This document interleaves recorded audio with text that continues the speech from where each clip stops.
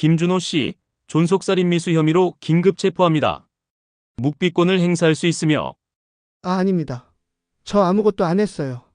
하지만 수갑은 이미 그의 손목에 채워지고 있었다. 안녕하세요. 김여사 인생극장입니다. 지금 구독과 좋아요 눌러주시면 제가 더욱 더 재미있고 감동 있는 사연을 들려드리는데 도움이 된답니다. 언제나 행복하시고 복 많이 많이 받으세요. 그럼 오늘의 이야기 시작합니다. 새벽 5시 김영수 할아버지는 닭 우는 소리에 눈을 떴다.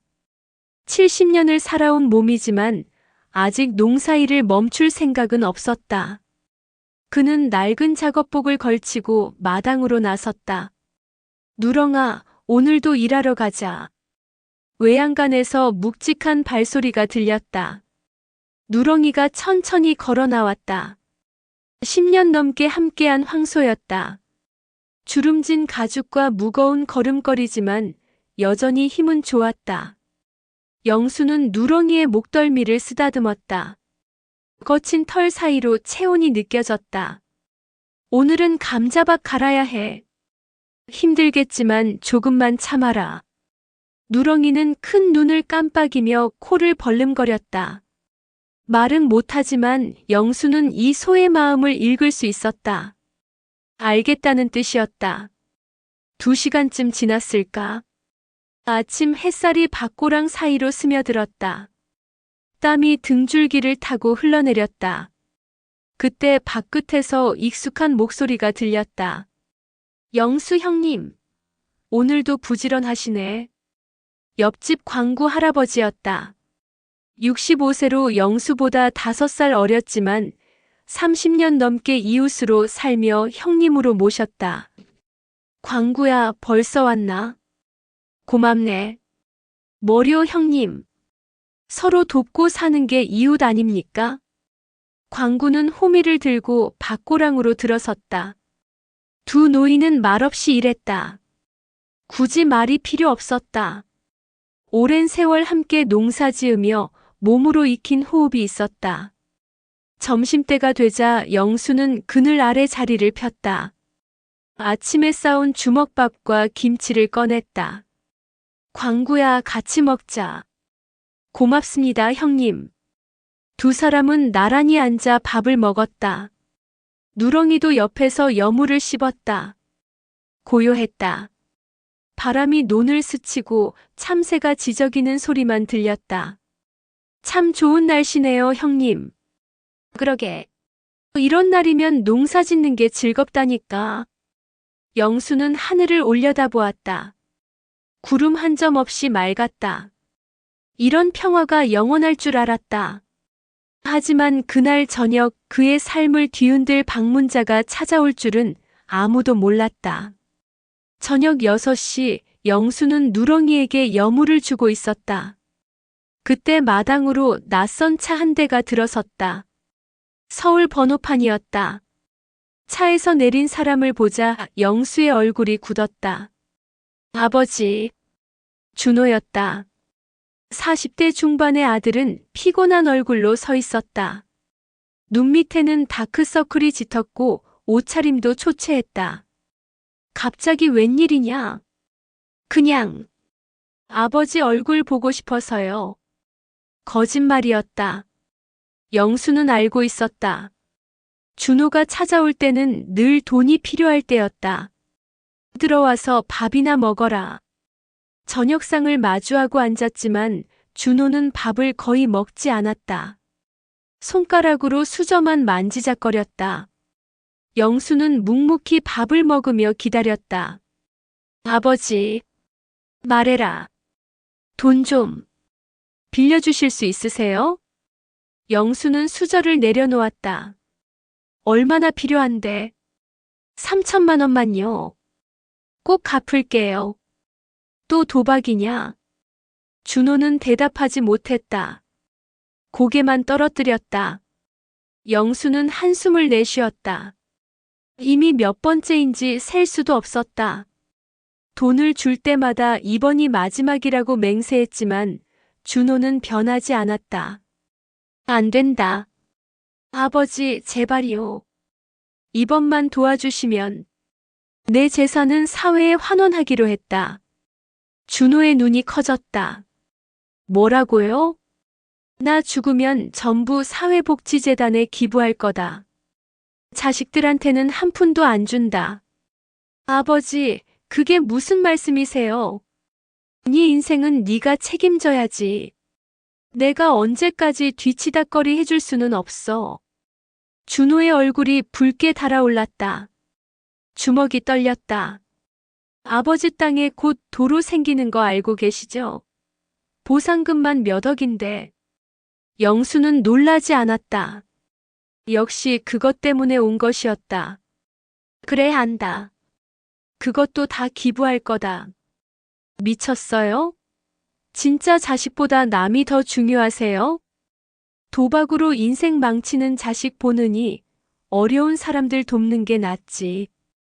준호는 벌떡 일어섰다. 의자가 뒤로 넘어졌다. 후회하실 거예요, 아버지. 그의 목소리는 낮고 차가웠다. 영수는 그 눈빛을 똑똑히 봤다. 분노와 탐욕이 뒤섞인 낯선 눈빛이었다. 준호는 말없이 밖으로 나갔다. 차 시동을 걸고 급하게 떠났다. 먼지만 남았다. 영수는 마당에 홀로 서서 사라지는 차를 바라봤다. 가슴 한편이 무거웠다. 하지만 후회는 없었다. 외양간에서 누렁이가 낮게 울었다. 마치 불안함을 느낀 것처럼. 그날 밤 준호는 어두운 방에 앉아 스마트폰을 들여다봤다. 검색창에 한 단어를 입력했다. 청산가리 구입 방법. 사흘이 지났다. 영수는 준호가 다시 올 줄은 몰랐다. 아버지, 계세요? 이번엔 두 손 가득 짐을 들고 왔다. 과일 바구니와 삼겹살 한 근, 그리고 막걸리 2병이었다. 또 왜 왔냐? 아버지, 지난번엔 제가 너무 흥분했어요. 용서해 주세요. 준호의 목소리는 한결 부드러워져 있었다. 하지만 영수는 그 눈빛이 여전히 불안정하다는 걸 느꼈다. 들어와. 거실에 앉자 준호가 먼저 입을 열었다. 아버지, 그 도로 이야기. 저도 들었어요. 보상금 받으시면 조금만 도와주시면 안 될까요? 저번에 내가 뭐라 했나? 하지만 아버지, 저도 아버지 아들이잖아요. 피 한 방울 안 나눠주시려고요? 영수는 단호하게 고개를 저었다. 나 죽으면 전부 사회에 돌려줄 거다. 이 얘기 다시 하지 마라. 준호의 눈빛이 순간 얼어붙었다. 하지만 이내 억지로 미소를 지었다. 알겠습니다. 제가 너무 욕심을 부렸네요. 어색한 침묵이 흘렀다. 그나저나 아버지, 내일 농사일 하시죠? 그럼 해야지. 제가 도와드릴게요. 오랜만에 아버지랑 같이 일하고 싶어요. 영수는 의아했지만 거절하지 않았다. 어쨌든 아들이 농사를 도우려 한다는데 나쁠 것 없었다. 그래, 내일 새벽 일찍 나가야 한다. 알겠습니다. 그런데 아버지. 준호는 막걸리 한 병을 꺼냈다. 일하시다 목마르시면 이거 드세요.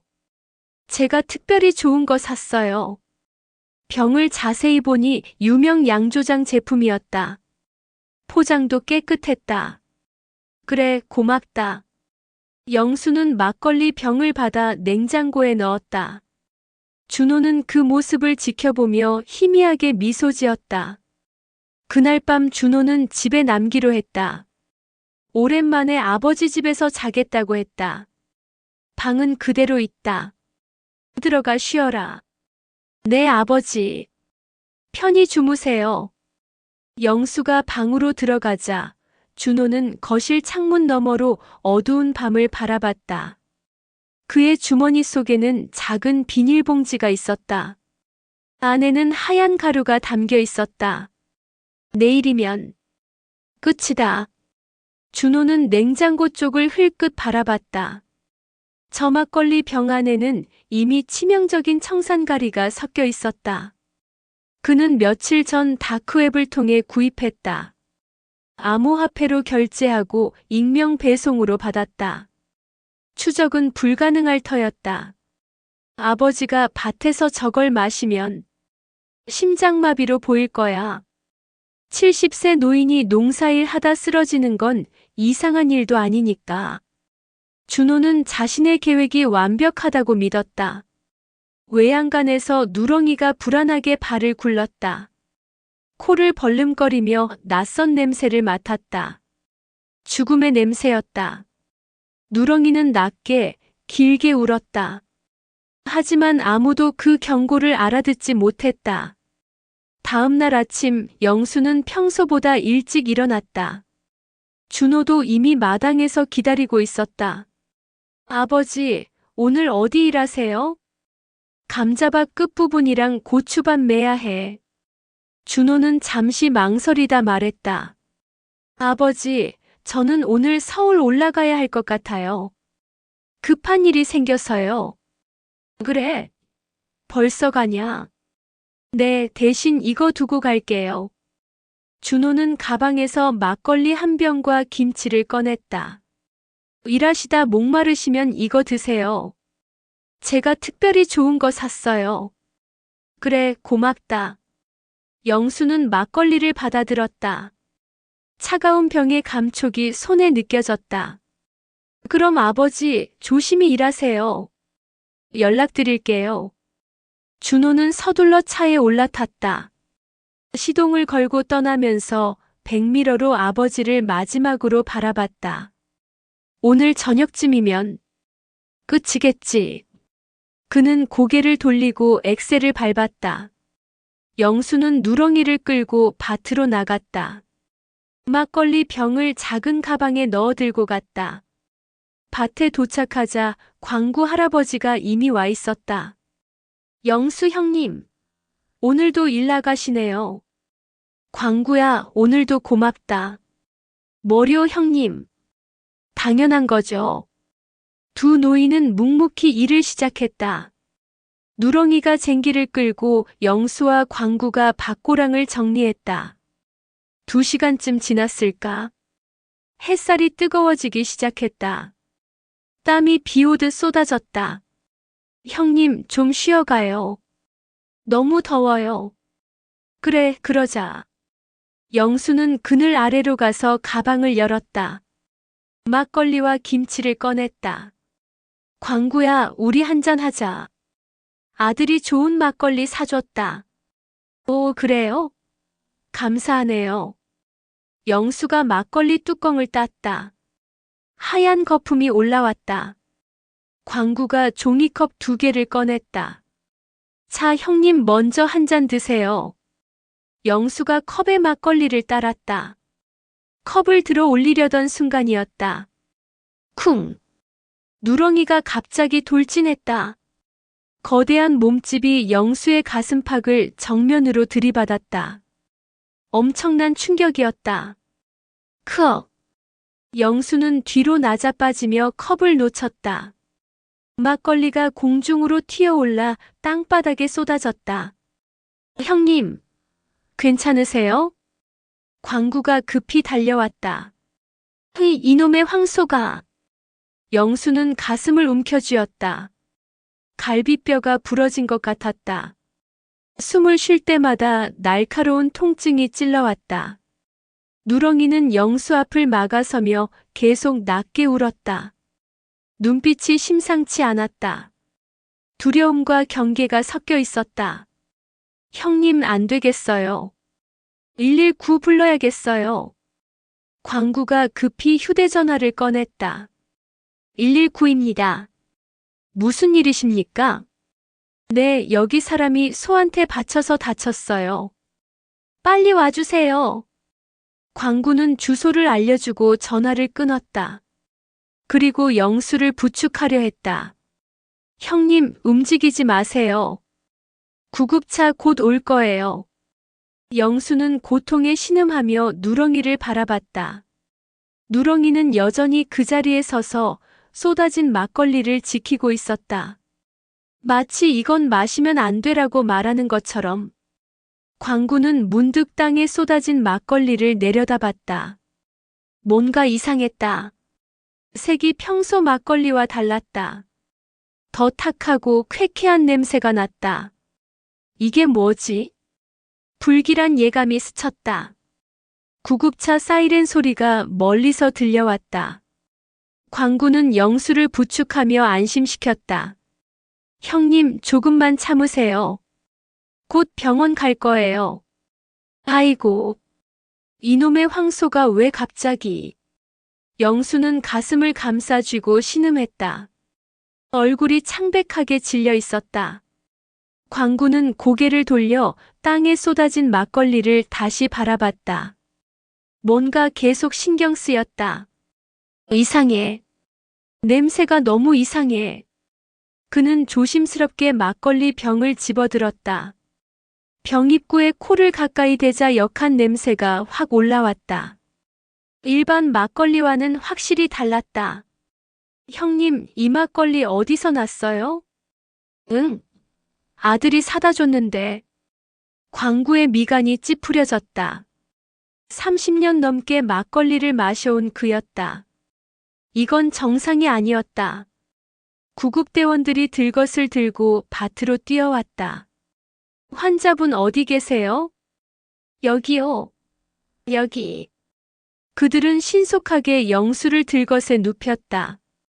활력 징후를 체크하고 산소 마스크를 씌웠다. 갈비뼈 골절로 보입니다. 바로 병원으로 이송하겠습니다. 제가 같이 갈게요.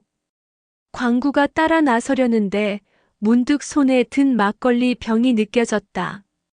잠깐만요. 그는 구급대원을 불러 세웠다. 이거 혹시 이상한 거 아닐까요? 형님이 마시려던 막걸리인데 냄새가 이상해요. 구급대원이 병을 받아 냄새를 맡아봤다. 확실히 이상하긴 하네요. 하지만 저희는 확인할 방법이 없습니다. 그럼 어떻게 해야 돼요? 혹시 불안하시면 경찰에 신고하세요. 그쪽에서 감정을 의뢰할 수 있을 겁니다. 구급차가 출발했다. 광구는 홀로 밭에 남아 막걸리 병을 들여다봤다.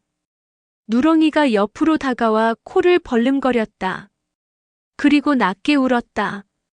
너도 뭔가 이상한 거 알았구나. 그래서 형님을 들이받은 거지. 광구는 결심했다. 그는 휴대전화를 꺼내 112를 눌렀다. 112입니다. 무슨 일이십니까? 신고하려고요. 제 친구가 마시려던 막걸리가 이상해요. 어떻게 이상하신가요? 색깔도 이상하고 냄새도 이상해요.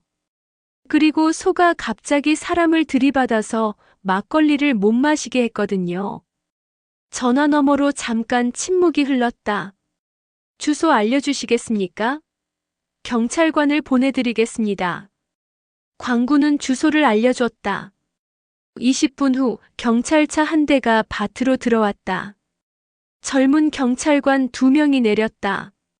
신고하신 분이십니까? 네, 저예요. 막걸리 좀 보여주시겠습니까? 광구는 조심스럽게 병을 건넸다. 경찰관이 뚜껑을 열고 냄새를 맡더니 표정이 굳어졌다. 이거 감정을 의뢰해 봐야겠습니다. 혹시 이 막걸리 어디서 났는지 아세요? 친구 아들이 사다 줬다고 했어요. 아드님 연락처 아십니까? 광구는 고개를 저었다. 형님이 알 텐데. 지금 병원에 실려갔어요. 알겠습니다. 일단 이 병은 저희가 가져가겠습니다. 증거물로 보관하겠습니다. 경찰관은 막걸리 병을 비닐봉지에 넣어 밀봉했다. 그리고 혹시 이 현장 보존해 주실 수 있으세요? 땅에 쏟아진 것도 조사해야 할 수 있습니다. 네, 알겠습니다. 경찰이 떠난 후 광구는 누렁이의 머리를 쓰다듬었다. 너 참 대단한 놈이구나. 형님 목숨 구했어. 누렁이는 조용히 눈을 깜빡였다. 광구는 가슴이 철렁했다. 만약 누렁이가 막지 않았다면 영수는 그 막걸리를 마셨을 것이다. 그리고 자신도 함께 마셨을지 모른다. 도대체 저 안에 뭐가 들어있는 걸까? 그는 병원으로 향하며 불길한 예감을 떨칠 수 없었다. 응급실 침대에 누운 영수는 통증에 얼굴을 찌푸렸다. 간호사가 진통제를 놓았지만 숨을 쉴 때마다 갈비뼈가 쑤셨다. 환자분, 곧 엑스레이 촬영하러 가실 거예요. 네. 광구가 옆에서 손을 잡아줬다. 형님 괜찮아요. 금방 나을 거예요. 30분 후 영수는 영상의학과로 이동했다. 방사선사가 자세를 잡아주며 말했다. 숨 참으세요. 하나, 둘, 셋. 찰칵. 좋습니다. 이제 옆으로 누우세요. 찰칵, 찰칵. 촬영을 마치고 대기실로 돌아왔다.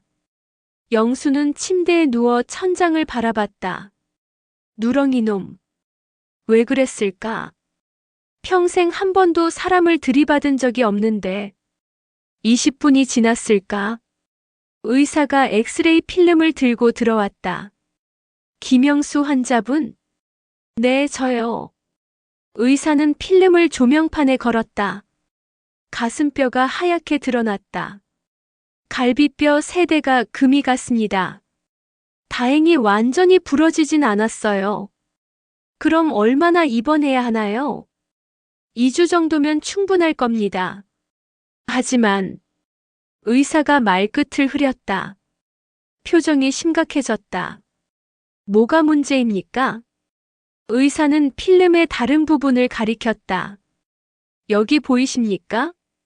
폐 왼쪽에 음영이 보입니다. 음영이요? 종양으로 보입니다. 정확한 진단을 위해 CT 촬영과 조직 검사가 필요합니다. 영수의 얼굴이 하얗게 질렸다. 광구도 놀라 벌떡 일어났다. 종양이라니. 그게 무슨 말씀이세요? 지금 단계에서는 확실히 말씀드릴 수 없습니다. 하지만 가능성을 배제할 수는 없습니다. 영수는 아무 말도 하지 못했다. 70년을 살면서 한 번도 큰 병을 앓은 적이 없었다. 감기조차 드물었다. 검사는 언제 합니까? 내일 아침 CT 찍고 결과 나오면 조직 검사 일정 잡겠습니다. 의사가 나간 후 병실에 무거운 침묵이 흘렀다. 형님, 괜찮아, 광구야. 검사해봐야 알지. 하지만 영수의 목소리는 떨렸다. 그날 밤 영수는 잠을 이루지 못했다. 천장을 바라보며 생각에 잠겼다. 누렁이가 아니었다면, 만약 막걸리를 마셨다면 어떻게 됐을까? 소에게 바쳐 병원에 오지 않았다면 이 종양을 발견이나 했을까? 다음 날 아침 CT 촬영을 마쳤다.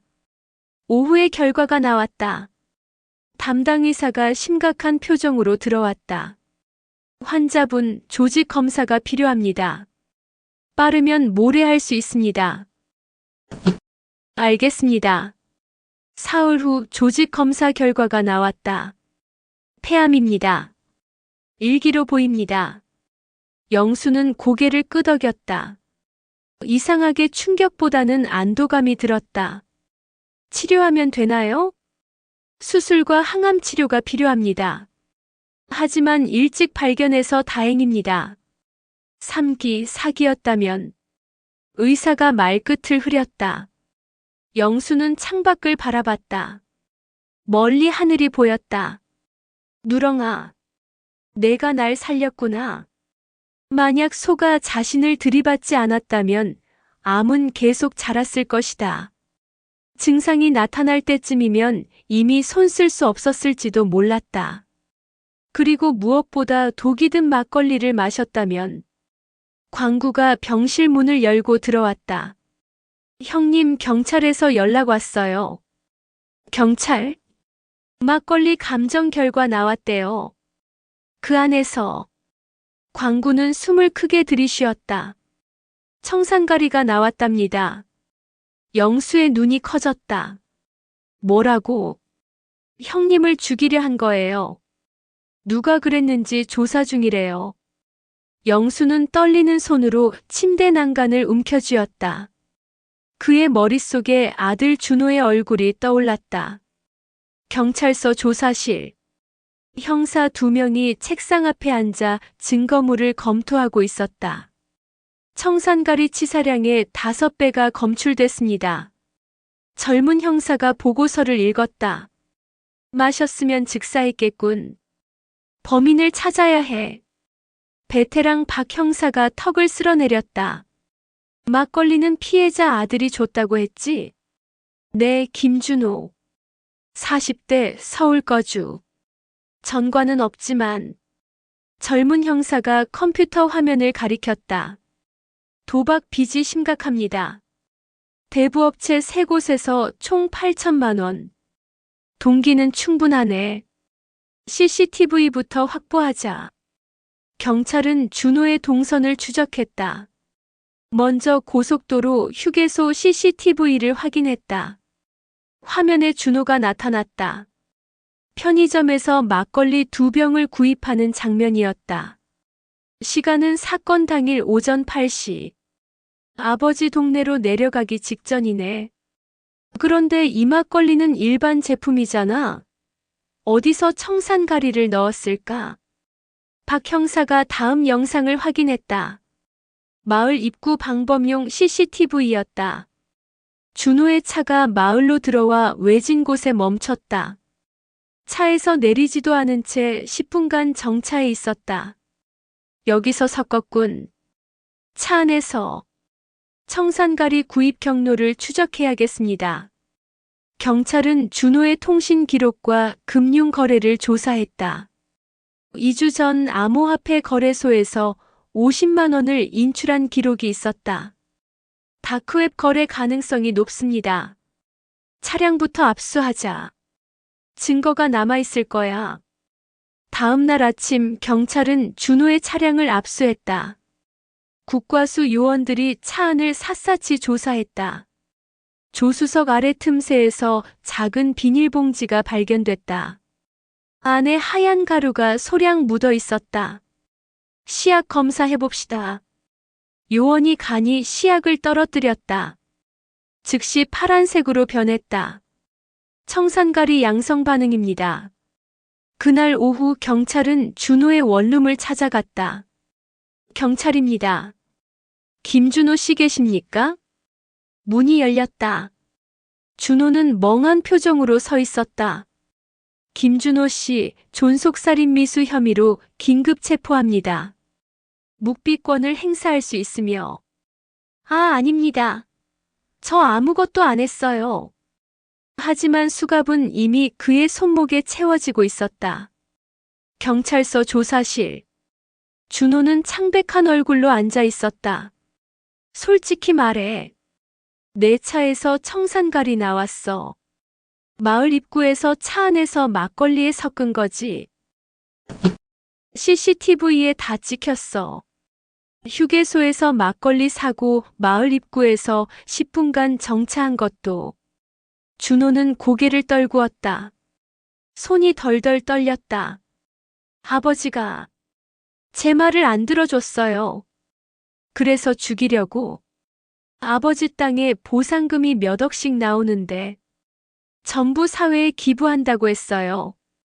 저는 도박 빚 때문에. 박 형사가 책상을 탁 쳤다.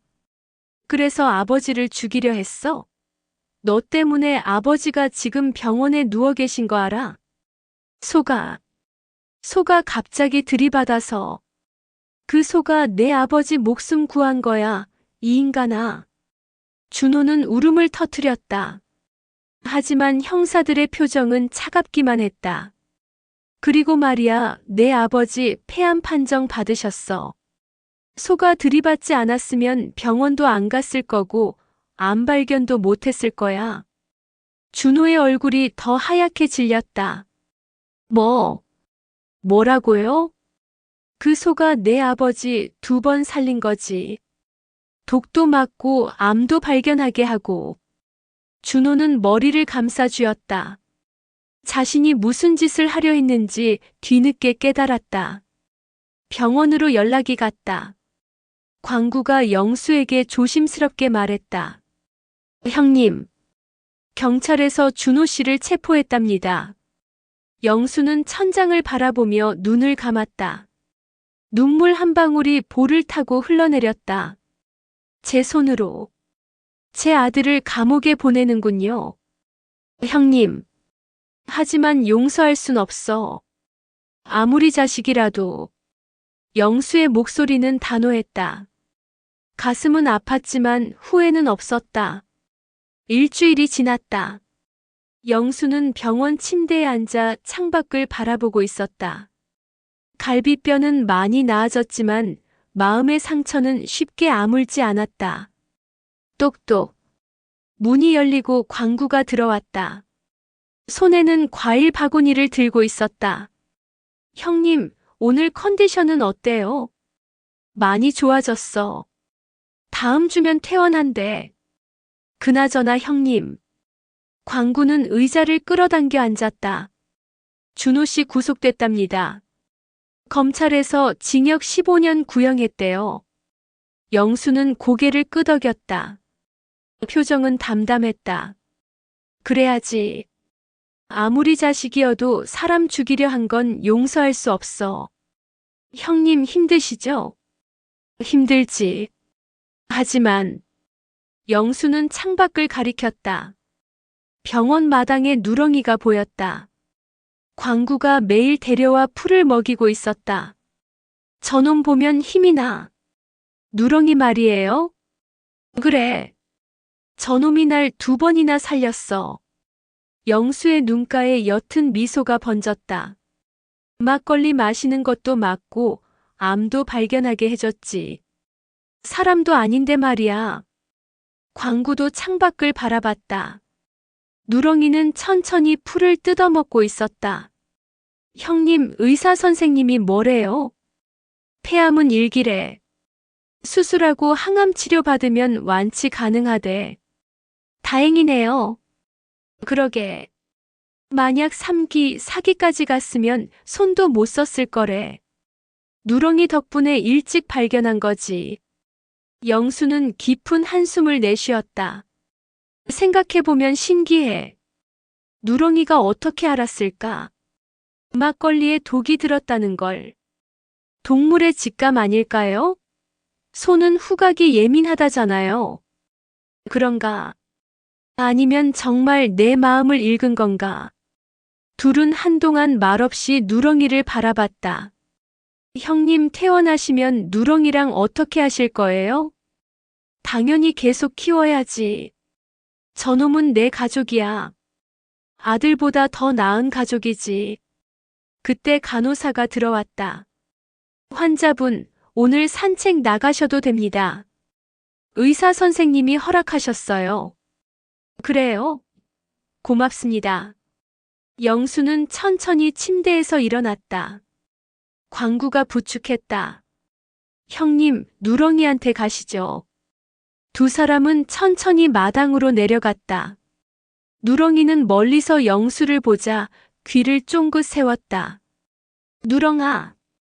영수가 부르자 누렁이가 천천히 다가왔다. 큰 눈망울이 반짝였다. 영수는 누렁이의 목덜미를 쓰다듬었다. 거친 털 사이로 따뜻한 체온이 느껴졌다. 고맙다, 누렁아. 내가 아니었으면 나 죽었어. 누렁이는 낮게 울었다. 마치 대답하는 것처럼. 폐암도 발견하게 해주고 독도 막아주고. 너는 내 생명의 은인이야. 영수의 눈가에 눈물이 맺혔다. 사람들은 말해. 짐승은 마음이 없다고. 하지만 난 알아. 너는 누구보다 따뜻한 마음을 가졌어. 광구도 눈시울이 붉어졌다. 형님, 누렁이는 형님을 사랑하는 거예요. 나도 안다. 10년 넘게 함께 살았는데 모를 수가 없지. 영수는 누렁이를 꼭 껴안았다. 누렁이는 가만히 서서 영수를 받쳐줬다. 준호는 내 아들이지만 날 죽이려 했어. 하지만 너는 짐승이지만 날 살렸지. 영수는 하늘을 올려다봤다. 구름이 천천히 흘러갔다. 이제 알겠어. 진짜 가족은 피가 아니라 마음으로 이어지는 거구나. 누렁이가 다시 한번 낮게 울었다. 영수는 깨달았다. 삶은 예측할 수 없고 때로는 가장 가까운 사람이 배신할 수도 있다. 하지만 진정한 동반자는 언제나 곁을 지킨다는 것을, 그리고 그 동반자는 때로 말없는 황소일 수도 있다는 것을. 누렁아, 우리 집에 가자. 이제 내가 내 진짜 가족이야. 누렁이는 고개를 끄덕이듯 흔들었다. 햇살이 두 존재를 따뜻하게 비췄다. 70세 노인과 늙은 황소. 서로를 지켜주는 진정한 가족이었다.